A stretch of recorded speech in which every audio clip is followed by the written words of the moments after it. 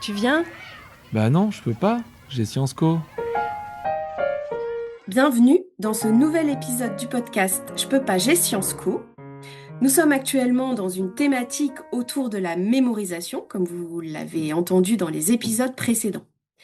Et aujourd'hui, nous avons le plaisir de rencontrer Vincent, professeur en lycée, qui utilise des outils numériques au service de la mémorisation à long terme, afin d'aider ses élèves à mieux ancrer leurs apprentissages dans la durée.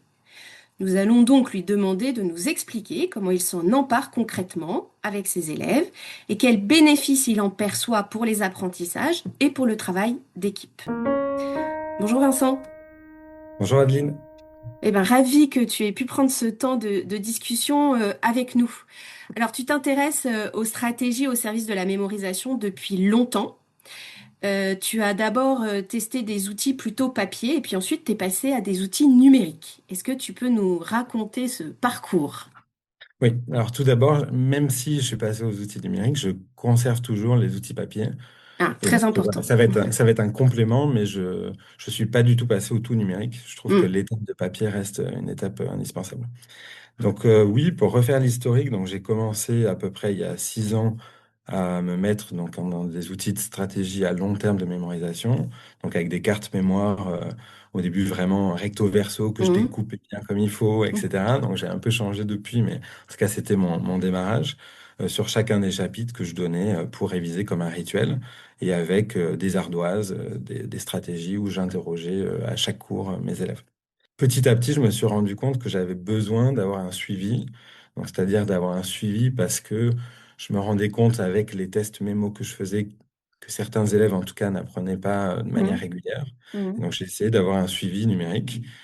Donc, j'ai commencé, on va dire, naturellement à m'intéresser à des applis. Donc, j'ai commencé un peu avec Anki, qui permettait d'avoir, on va dire, une programmation de ces différentes cartes mémoire, enfin de ces révisions Hmm.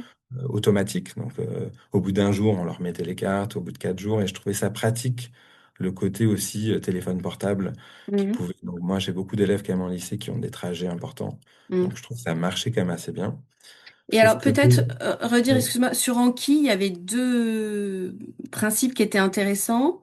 Le fait que les questions étaient posées avec un temps de pause qui augmentait entre deux réactivations, voilà. Donc, c'est mais expansé, aussi, évidemment. voilà, Oui, mémorisation expansée, mais aussi le fait que les questions qui étaient échouées étaient reposées à une fréquence supérieure aux autres.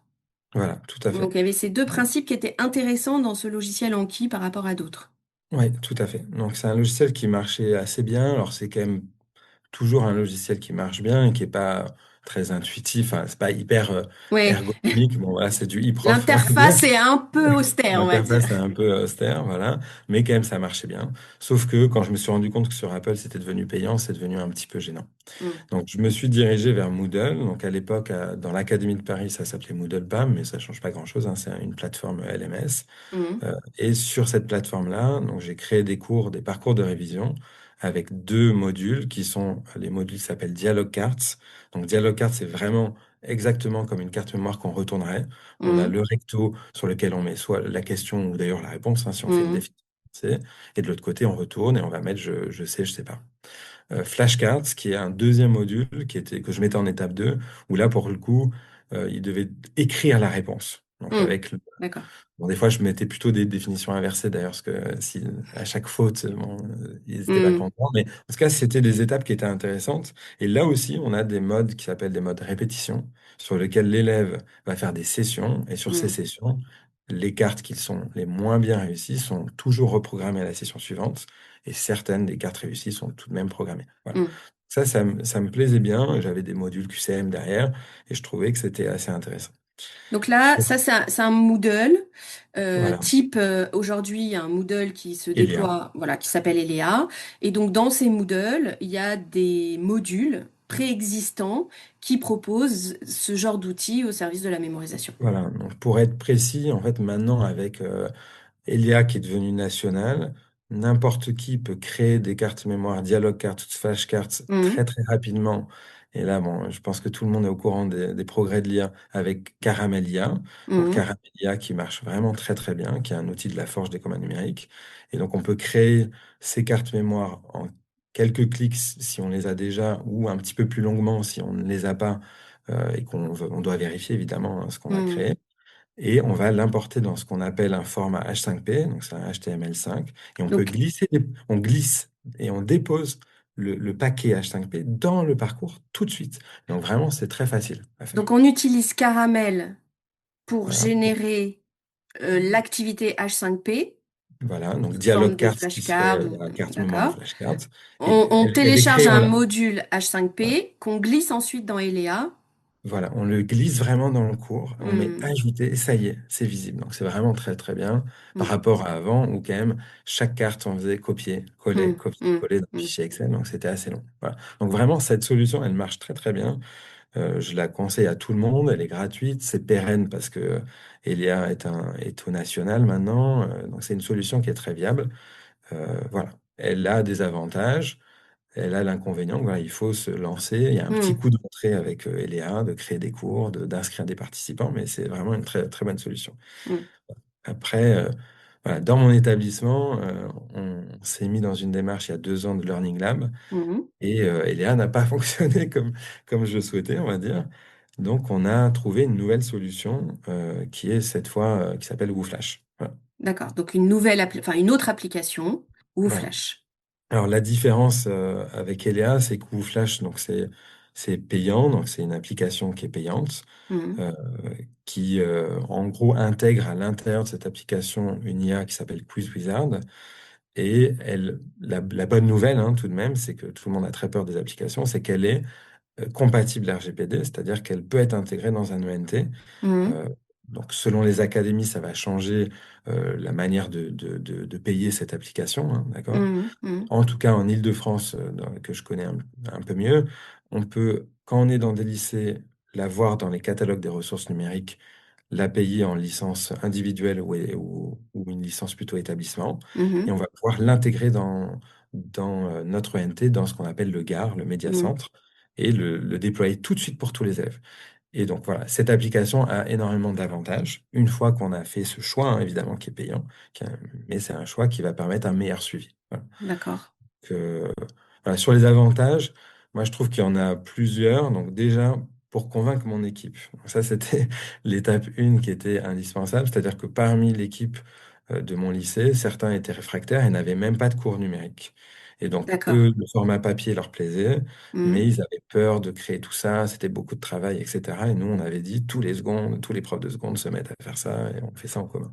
Donc, avec cette application, on a fait des ateliers pour former les profs. hmm, En 30 minutes, j'ai réussi à convaincre des professeurs qui étaient avec du papier parce que on peut, avec une photo hmm, du cours écrit à la main, même pas vraiment très bien écrit, faire hmm, la photo de ce cours et hmm. générer avec ce module Quiz Wizard, hein, de cette module IA de WooFlash, les cartes mémoire en quelques clics. Donc on les convertit, on prend la photo, on le met et en 3 minutes, la collègue avait des cartes de sa discipline. Donc voilà, ça a permis Adaptée à son cours, mais qu'elle pouvait modifier si elle qu'elle le pouvait, voilà, souhaitait. tout Ouais. était modifiable et tout était changeable. On pouvait rajouter après des images ou d'autres choses, Hmm, vraiment quelque chose de performant. Donc ça, c'est la première plus-value, mais bon, Caramelia finalement va aider un peu à faire cette même plus-value. hmm, hmm, L'autre plus-value qui est très puissante à mon point de vue, même pour moi qui utilisais déjà, on va dire, un suivi pour les élèves,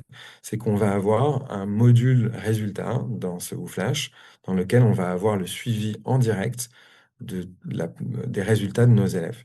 Donc, on va pouvoir paramétrer ce qu'on appelle l'ancrage. Donc, on hmm, paramètre le nombre de répétitions nécessaires pour qu'une carte soit considérée comme validée à long terme dans la hmm, mémoire. Donc, bah, voilà, selon les niveaux, moi, je faisais 4 pour des secondes, 6 pour des terminales, mais on peut hmm, paramétrer comme on veut, hein. Voilà, hmm, c'est à de voir un peu ce qu'on attend d'eux. On peut même faire moins, hein, si on le souhaite.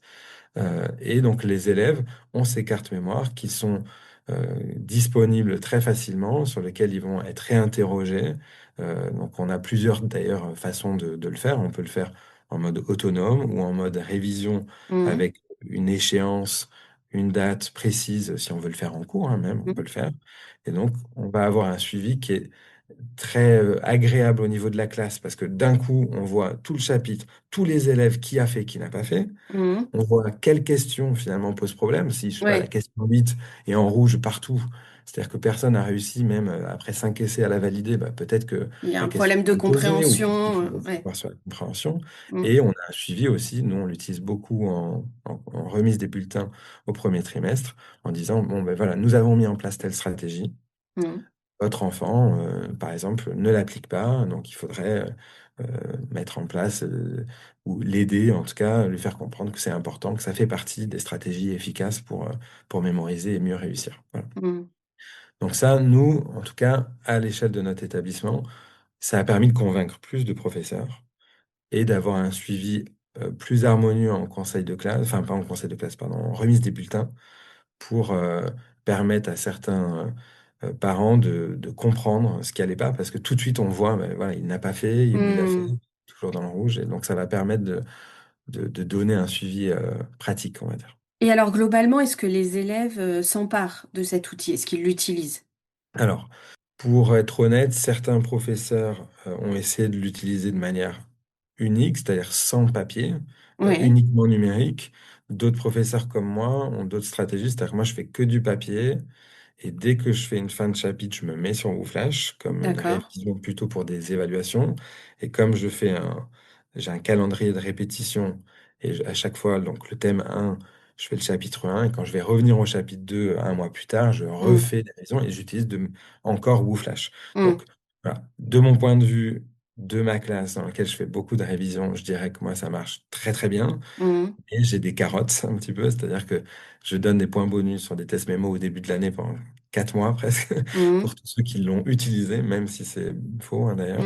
Voilà, Mhm. j'ai des techniques comme ça. Sur d'autres collègues, ils sont moins satisfaits, mais ils l'utilisent peut-être pas de manière ritualisée. Donc voilà.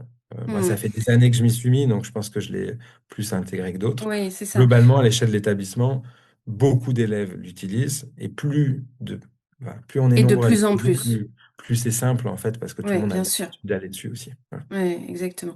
Donc, ce qui est intéressant, c'est que, et c'est ce qu'on essaye nous aussi d'expliquer, de porter, c'est que un outil en lui-même ne se suffit pas. Ce qui est fondamental, c'est la stratégie qui va autour de cet outil, la manière dont on permet aux élèves de comprendre son intérêt, de mesurer ses effets, de se l'approprier, non pas déléguer en dehors de la classe, mais articuler avec ce qui se passe dans la classe. Oui, tout à fait. Alors après, voilà, moi j'avais des ambitions de vraiment l'utiliser aussi en salle d'études, Mhm. former les AED. Bon, mais ça, par exemple, ça n'a pas encore assez bien marché, mais voilà, avec plus de temps, on aurait pu réussir peut-être à mieux faire cette partie-là. Voilà, je pense que c'est toujours, on est tous pareils, hein, on a des Mhm. Tout ambitions, à fait. mais voilà, en tout cas, certaines sont atteintes grâce à Ouflash. Je trouve que l'idée d'avoir une stratégie d'équipe est bonne. Ah bah ça, Ça c'est permet précieux.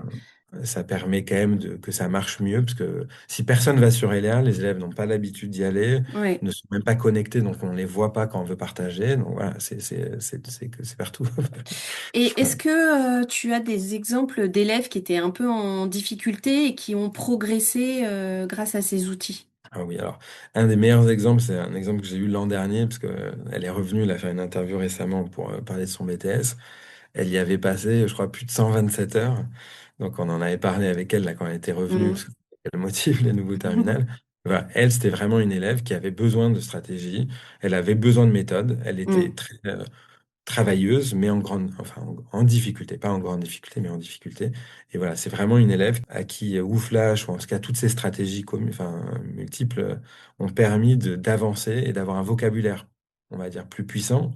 Elle, c'était vraiment un exemple de progression sur toute l'année, lié vraiment à ce bagage, on va dire, de vocabulaire.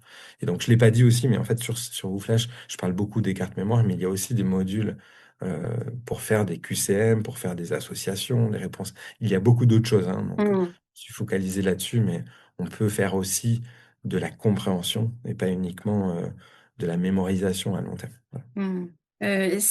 Certains collègues qui souhaiteraient voir à quoi ressemble Flash peuvent se faire un compte personnel et Oui, aller tester. Et oui, tout ça, à fait. quand on se fait un compte personnel, c'est payant. Non, non, le compte est gratuit. Que vraiment, les comptes gratuits, c'est très bien pour commencer. Donc, en fait, souvent, on va plutôt, d'ailleurs, sur l'IA de WooFlash, on va se créer un compte sur Quiz Wizard.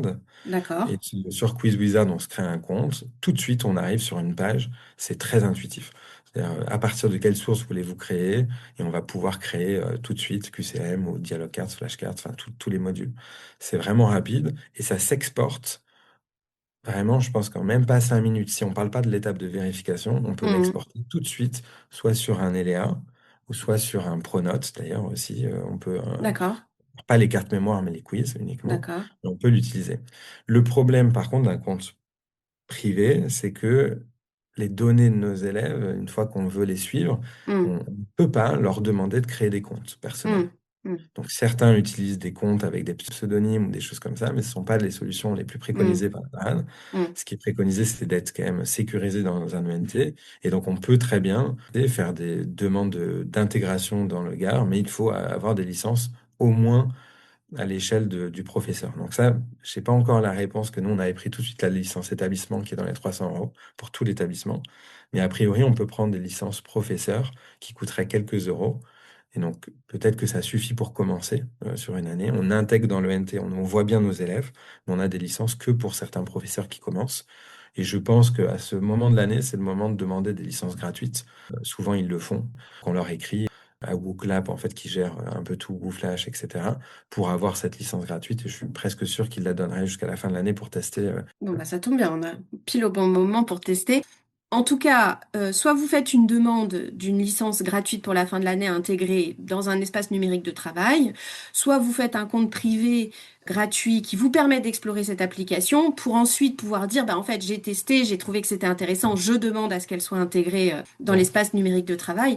Notre conseil, ce serait aller voir. voilà, tout à fait. Tester, voyez la puissance de ces Et outils et l'aide que ça représente. Et si on a encore une minute, j'ai Tout juste à une fait. dernière chose que je viens de découvrir vraiment il y a 2 semaines, qui est la Forge des communs numériques. Donc, il y a un grand Oui, collectif qui va produire des ressources open source et vraiment de grande qualité.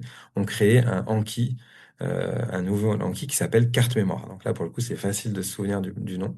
Et là, c'est vraiment très, très bien. Alors, je viens juste de m'y mm, mettre, hein, donc, je pourrais pas vous dire le suivi, comment ça marche correctement. Mais c'est RGPD. Pourquoi? Parce que l'élève ne crée pas de compte. mm, Donc, il va avoir un lien ou un QR code. Il va pouvoir avoir ses cartes mémoire lui-même en répétition. Donc, c'est programmé pour être répété. Le seul souci, c'est que le prof, à ce que j'ai compris, n'a pas le suivi. C'est-à-dire que le d'accord. prof ne voit pas ce que fait l'élève. Ça, comme il n'a pas Oui, le compte. Mais par oui, contre, l'élève, s'il garde toujours cette historique, il va avoir les cartes qui sont reprogrammées toujours avec cette même idée que les cartes ratées sont programmées plus fréquemment. Voilà. Donc, carte mémoire, affaire à suivre, mais vraiment un bel outil, je pense aussi, pour ceux qui veulent pas payer ou aller dans ces licences payantes. Et je rappelle qu'Elia aussi est une bonne solution. oui, tout à Voilà. fait. Bon, en tout cas, plein de pistes à tester et cet épisode vient enrichir les réflexions qu'on a sur ce podcast autour de la mémorisation à long terme. Quels sont les contenus, quelles sont les stratégies, hein, et on a reparlé là à la fois des outils et des stratégies d'accompagnement des élèves. Et puis cette question de version papier, version numérique, sachant qu'on entend bien l'intérêt de l'articulation entre les deux, je trouve que cette idée, elle est intéressante. Et voilà, toujours hein, cette idée que il faut tester et que c'est déjà bien de tester soi dans sa pratique. Et si on a la chance d'avoir un collectif autour de soi qui est prêt à se lancer dans une aventure collective, bah, c'est évidemment plus riche et plus porteur pour les élèves. Oui, tout à fait. Je suis totalement d'accord avec ce dernier aspect. Voilà, il n'y a pas une seule solution tant qu'on respecte les stratégies, voilà, de répéter nos cartes mémoire, de faire de manière Mm. expansée, et puis voilà, d'essayer de réussir que la mémoire ne dure pas seulement pour le prochain contrôle, quoi. Ouais, ouais, c'est ça. Et construire sur du solide. Et ben, en tout cas, un grand merci, Vincent, pour ces échanges. Merci de m'avoir invité. Et puis, merci à vous d'avoir écouté cet épisode. À bientôt. Si cet épisode vous a plu, n'hésitez pas à le partager autour de vous et à vous abonner. À bientôt.